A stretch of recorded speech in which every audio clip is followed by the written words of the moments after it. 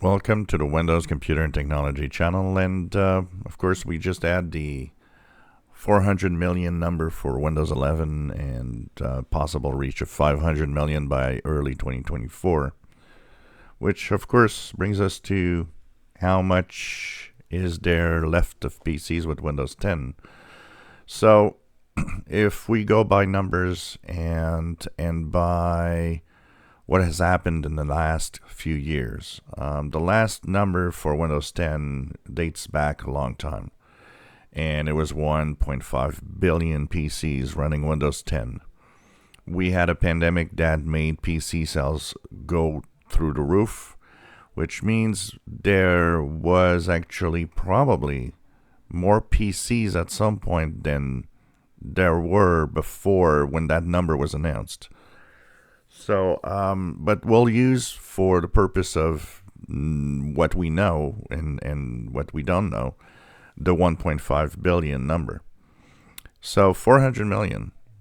And it's pretty safe to say that where did that 400 million take its number? Well, it probably took it off from Windows 10. It would be the logical explanation.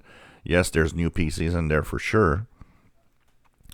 But that would mean that if we take a 1.5 billion number PC, there still would be 1.1 billion Windows 10 machines. So this is the interesting part of the future of Windows. We're at a point once again, and I said it many times, that we've never seen before. We've never had an operating system still so dominant, so far into its life cycle.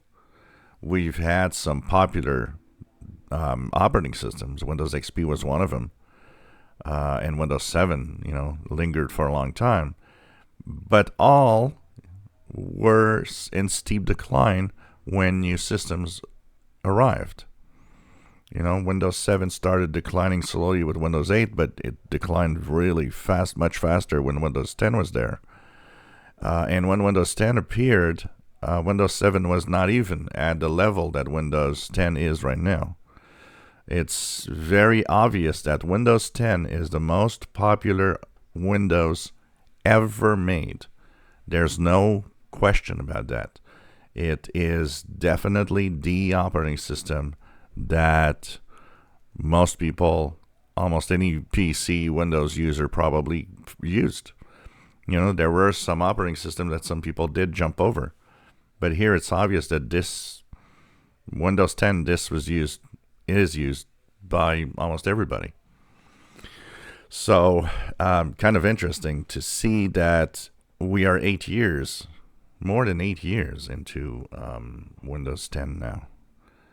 And we're still up there in a very high number of users. And even Windows 11 with its 400 million and even getting to 500 million, nice numbers, although, slow growth compared to Windows 10 and when it started, still means Windows 10 is dominant. and Microsoft is facing a very weird future with that. And the only thing that could knock it off and make Windows 10 suddenly go into a decline spiral, much faster decline, will be what's going to happen with Windows 12.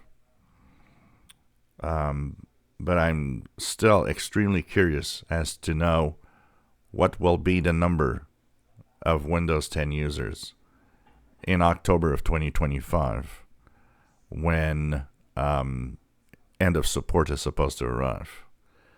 So will Windows 12 completely change the game and suddenly make Windows 10 obsolete?